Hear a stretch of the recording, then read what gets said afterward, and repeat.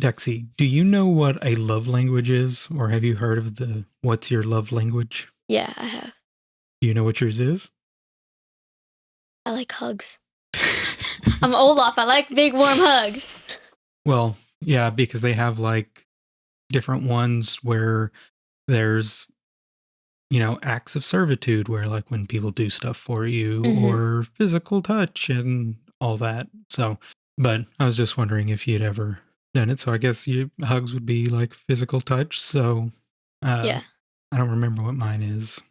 Did you like do a test or something? Yeah, you can do like a little thing to fill out and it'll tell you.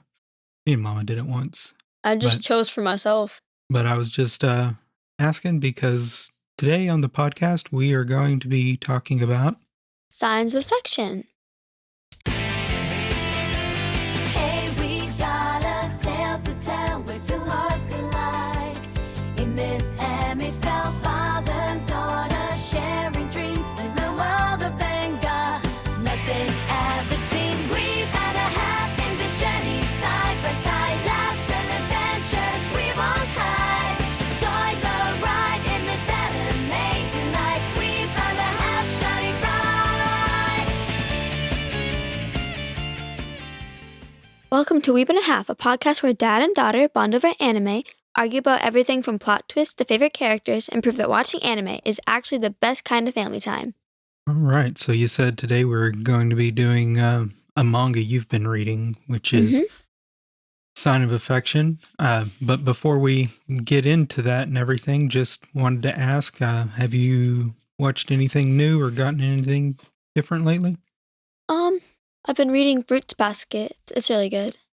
What's that? I mean, I've always heard about it, but I have no idea what it's about. It has pretty much almost nothing to do with fruit. But basically, when she was little, she really liked the zodiacs, and her mother would tell her a story about why there's no cat in the zodiacs. It's a long story. But she found there was this boy that was really popular at her school. His name was Yuki Soma, and she had, due to certain reasons, she was currently living in a tent in the forest, not realizing that it was on Soma property, and she was walking to school one day and she ran into them and she realized that they were living there and they found her living there. And so she started living with them, and there's like a whole bunch of people in the Soma family, but they're all like possessed by like the different spirits of the different like Chinese zodiacs. So there's like, rat, cat, bunny, boar, all the ones that show up on the little mats at Chinese restaurants. Yeah. I like the bunny the most. I don't know if I mentioned this last week, but I've been watching, I've been playing video games, but when I watch anime, I've been watching Cells at Work. Yeah, I think you did mention that. Yeah, still watching that. No fun when it's just all like, hey, I'm on the episode where Staphylococcus invades. But, no idea what that is, but cool. So let's go ahead and get into this thing. Looks like you're leading this one, Dexi. So Signs of Affection is basically an anime about this deaf girl, and by coincidence, she meets this boy on a train who, like, his family lives in Germany, but I think he's Japanese. I'm not quite sure his nationality. But he speaks, like, English, Japanese, and German. And when he found out that she spoke sign language, he was, like, really interested in, like, learning it. And, like, through the course of learning it and becoming close friends, they started to develop feelings for each other.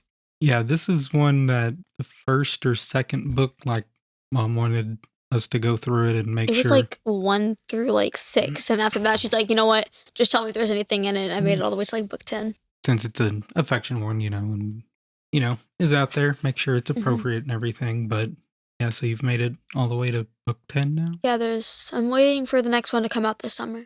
Oh, so you've pretty much made it as far as you can. What about the characters? Tell me a little bit more, like, what you like about them.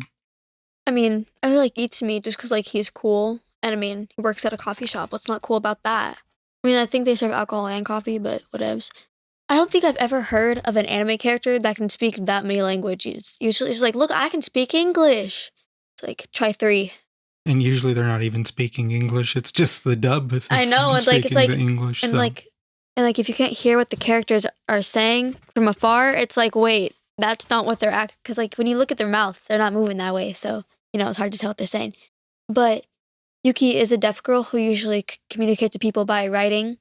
But when it's like people she knows no sign language, she will use it. That's kind of rare. Not many people use sign language, I guess. And she has a friend named Ren. She's cool. She was in like I think it's like some international club with Itsumi.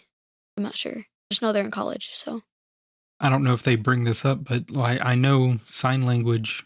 There's different sign language. yeah, it's the Japanese one.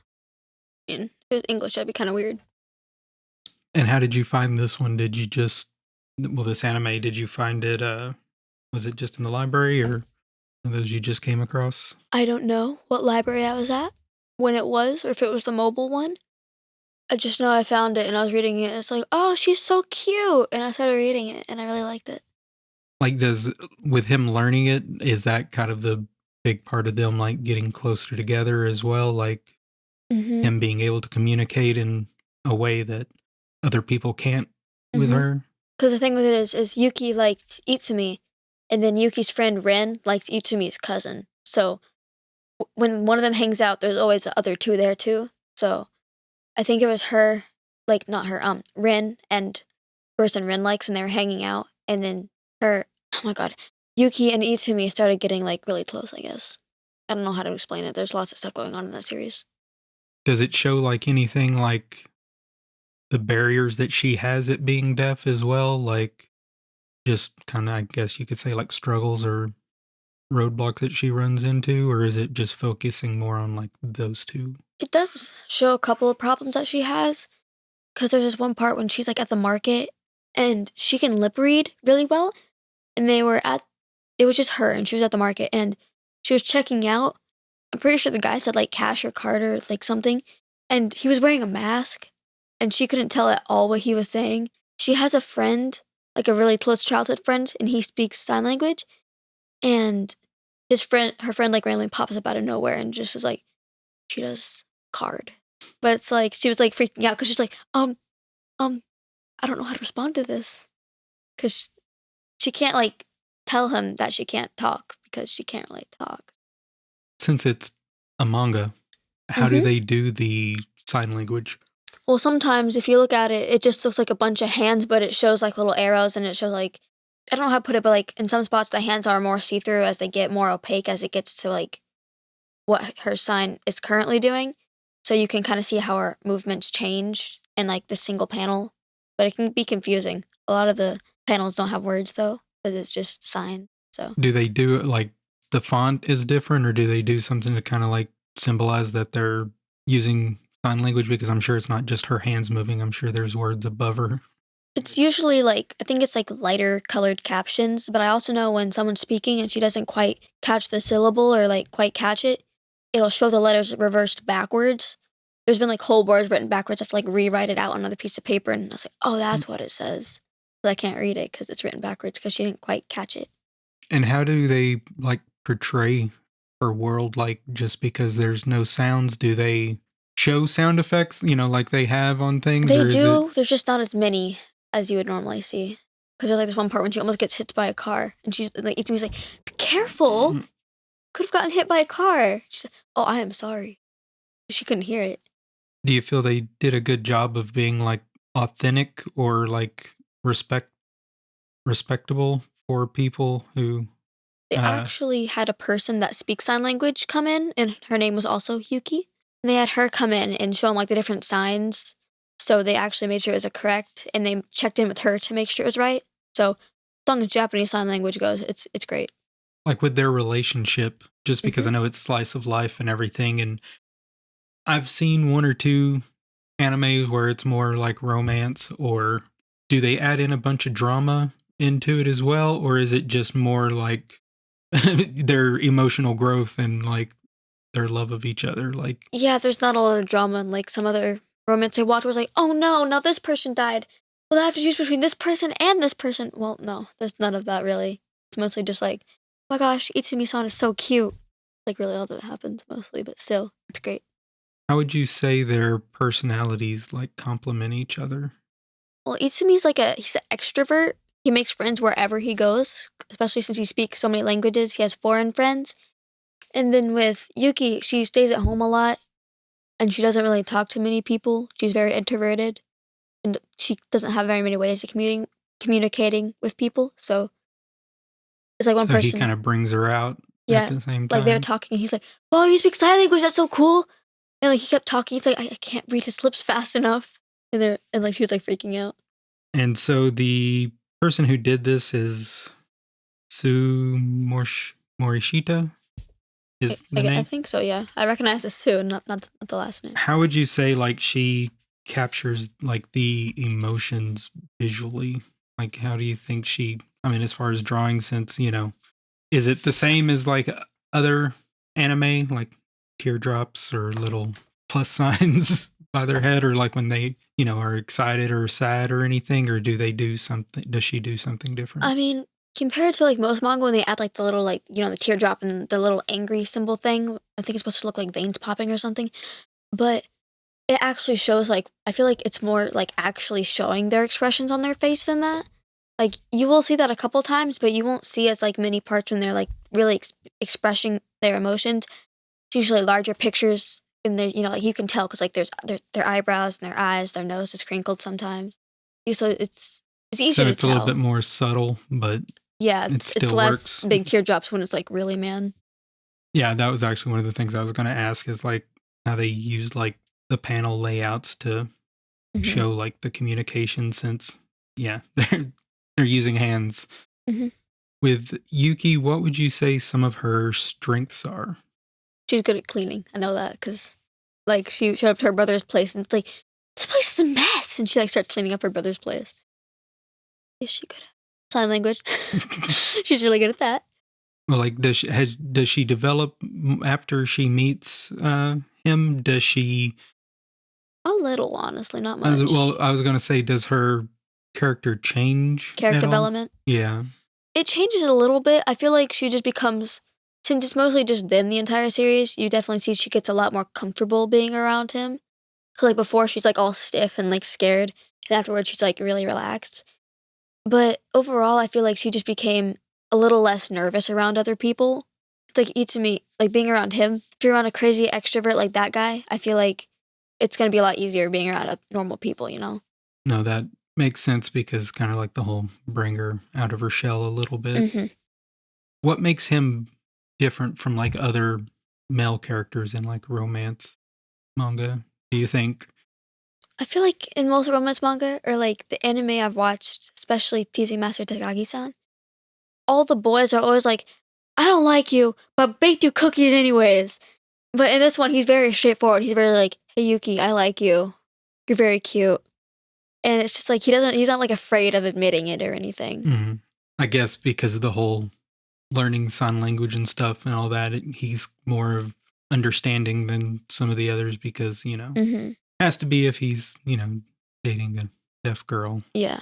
And some of the side characters, you mentioned Ren, Hmm. and does she have a big role in the story, or? She's more of like the supportive best friend you see when like a notification pops up on her phone. It's just Rin going, I heard you got a date with Itsumi today. You got this, girl.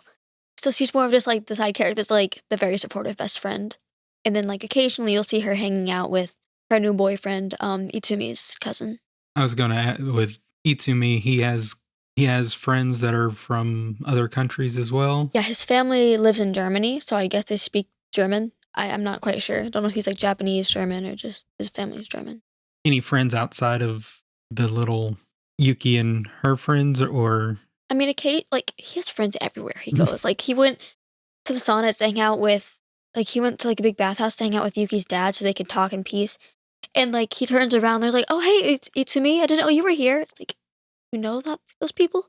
Yeah, I met them at the park yesterday. It's like just random people. It's like, "Oh hey, Itsumi," because like he knows like everyone, and he really enjoys traveling. He meets lots of people. And who is Oushi or Wishi? That's the childhood best friend.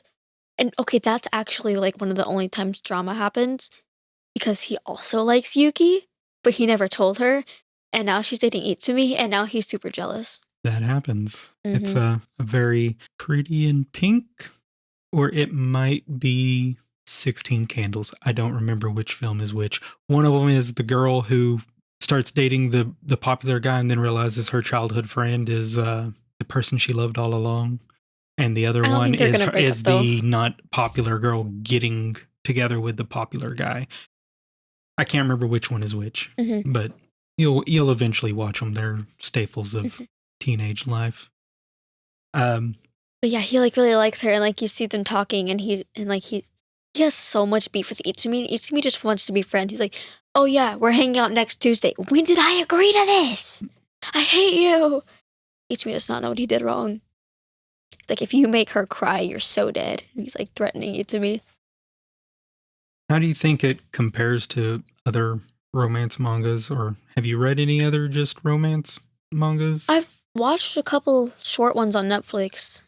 I feel like most of it is like they're too scared to tell each other, but this one, like you could tell that they liked each other from book one. Like most time it takes so long for them to realize they like each other. Chapter one, she meets him. Well, chapter 1 or 2, and she's like, "Wow, he was so hot." But most of them is like take so long when they do confess each other's feelings. After like each character thinks about it for a long time. That one is like, "Yuki, I like you. Will you be my girlfriend?" "Yeah, sure." And like by book 10, they're like living in the same house. Yeah, I can't think if I've actually ever read or watched just a straight up I mean, doesn't romance Sailor one. Moon technically count? Because I mean, she's got tuxedo mask, but Yeah, I mean, there is that aspect of it, but there's also the whole, saving the world thing as yeah, well. saving the world from all these cruel alien things. Like, have you ever read, Kimi ni Todoke? I read the first book. It's about a girl who's super unpopular, and they call her by another name that's like it's like shares the name of a ghost or something, and her name is similar to it. So I started calling her that. And I'm pretty sure like a popular boy or like a really nice boy that was at least popular enough, and I'm pretty sure they start falling in love. Or what about Horimiya? Horimiya. Yeah. Basically there was this girl. She's not like crazy, beautiful, popular, but like she was shown to be like not like unpopular, you know? And there's this boy, they said he was weird because he wore a winter uniform all year long and his hair completely like down to his shoulders because he had ear piercings that he couldn't let anyone see. And he wore his winter uniform all year long and never did the pool stuff because he had tattoos like all along his left side. And if he wore a short sleeve shirt or a white shirt, it'd be visible. Yeah, so have you read many of that, or 2 just of them. 2 of them? It's quite interesting. And do you think it avoids, like, other cliches, like some of what the other ones do over and over again? I mean, I guess really with the fact that there's a whole language barrier to begin with is Yeah. kind of a big one, but what about anything else that kinda sticks out to you? Give me some examples maybe of like I mean, I don't know. I'm just thinking of, like, certain romance cliches. There's always the whole, like, they fall in love and then something happens and one of them has to kinda do something to get the other one back. yeah, no. I mean, it is sad because if you think about it, she always keeps mentioning to herself, I can't get too close to him because at the end of college, he's going to start traveling somewhere else. It's going to be a while before I see him again. She's like, so I cannot get too close to Itsumi because he's going to be leaving to travel somewhere. I think he might be going back to Germany or something after college. So What's your favorite scene so far? there's a scene after Itsumi gets back from a really long trip. I forget where he went, somewhere in Africa. But they were at a train station, and there's like a small train passing, and she was reading his lips through the cars, and it looked like he said, "Man, I missed you." But she was like, "Yeah." And then when he got over there, she realized he said, "Can I kiss you?" And it's like, Itsumi just kissed me, oh my god! She's like, wait a second, he said, "Can I kiss you?" Not, "Man, I missed you." What about some of the romantic moments? Any ones that really stole your heart? There was this one part, because, I mean, he works at a bar, so of course he's gonna drink some alcohol, but like, there was this person, and they were trying to ask her to hold their bag while they ran to like go to the restroom or something. And there was 2 boys, and they're like, "Excuse me, ma'am, excuse me." They weren't like tapping her or anything. She couldn't see him. She was looking the other way. And they're like, "Oh wait, she can't hear because her hearing aids are in." So they went to grab her arm, and they startled her really bad. And Itsumi grabs him and goes, "Do you have a problem with my girlfriend? Those are hearing aids." But he was like, he had drank some alcohol, so you could see like the blush on his face, and his hair was slightly pulled back. Do you have a problem with my girlfriend? And with, you said that you're just waiting on the next one to show up. Mm-hmm.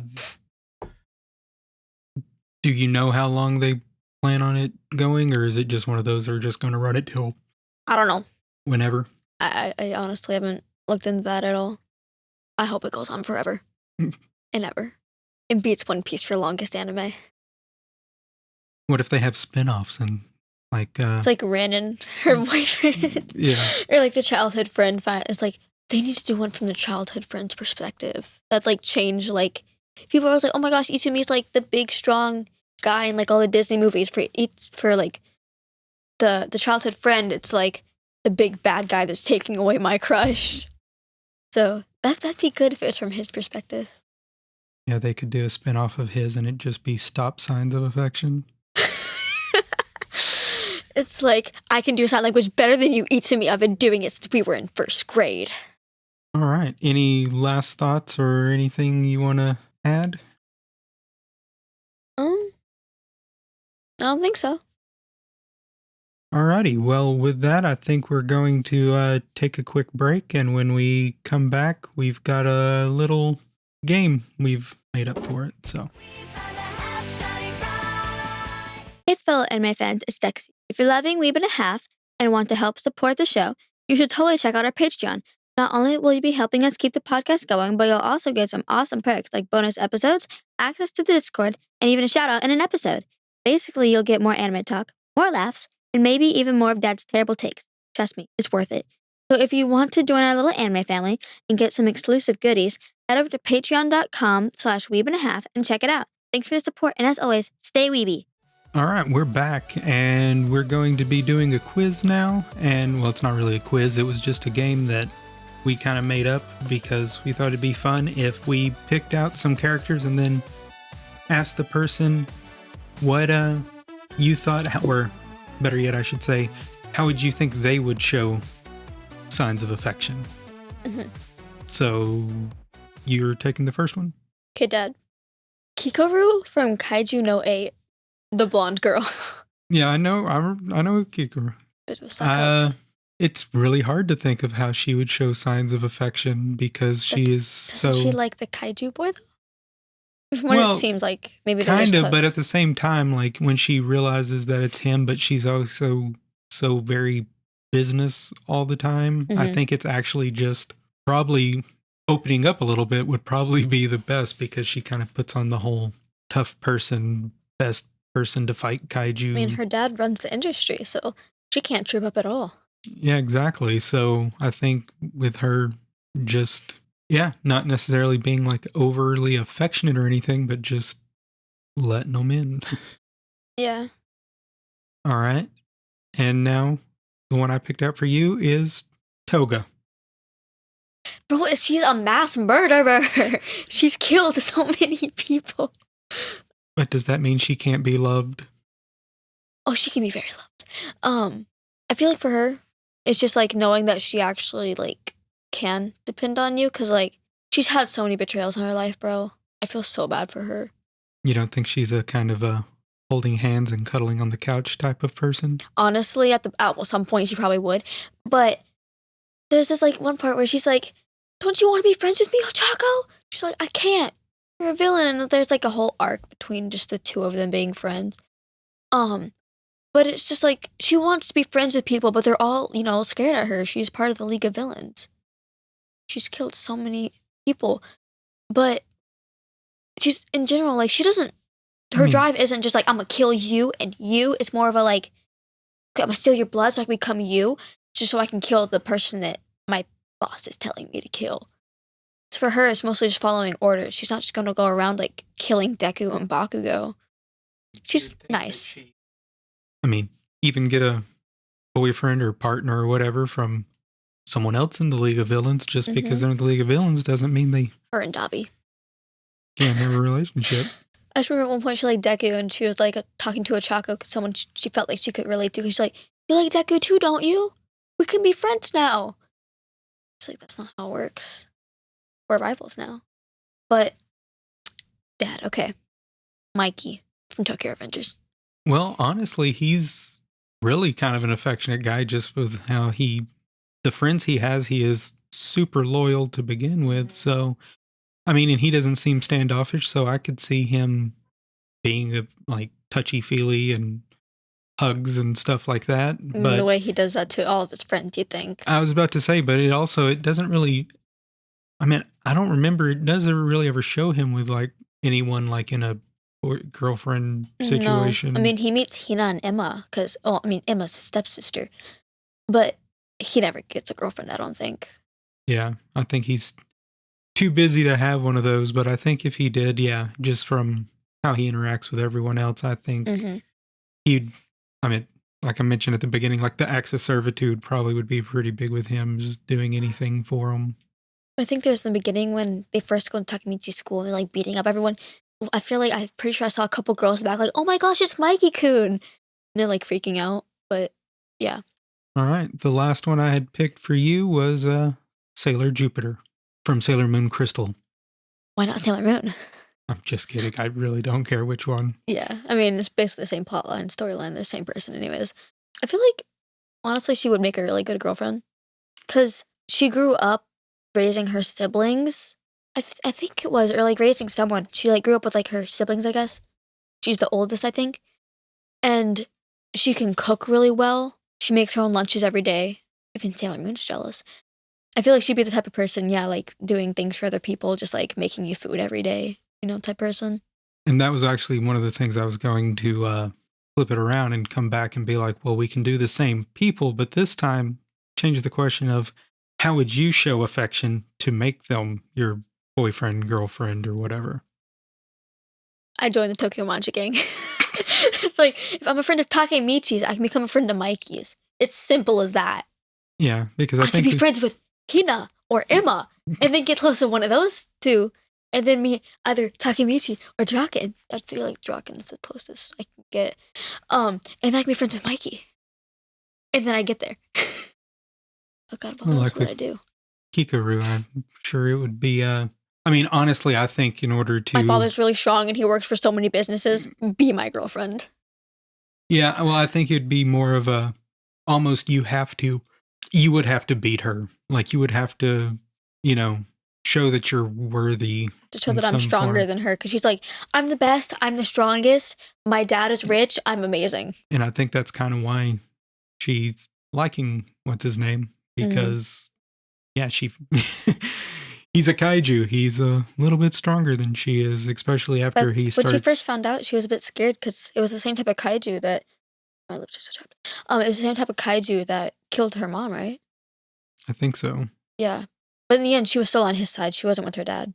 Yeah, that was what we had for that one. Not really a big segue into the ending here, but that pretty much wraps it up. And just throwing this out there, if you like what you hear and want to become a patron, we'd appreciate it if you went over to patreon.com/weebandahalf and join up there and check out some of the perks. There's some neat ones there. So there's that. And our email is weebandahalfpodcast@gmail.com.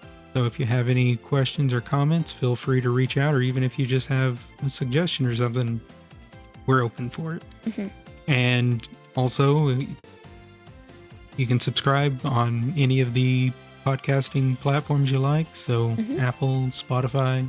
We're even on Deezer. I think if there's anyone out there using Deezer. What is that name? It's a podcasting thing where I remember hearing about it, and there's some people that use it, but we're on all of them there. So, and that's a wrap on today's episode of Weeb and a Half. Thanks for hanging out with us, and remember, whether you're a hardcore weeb or just here for the fun, we're all family. Catch you next time. I've been Blake. And I'm Dexi. And we'll catch you later. Stay weeby. Bye.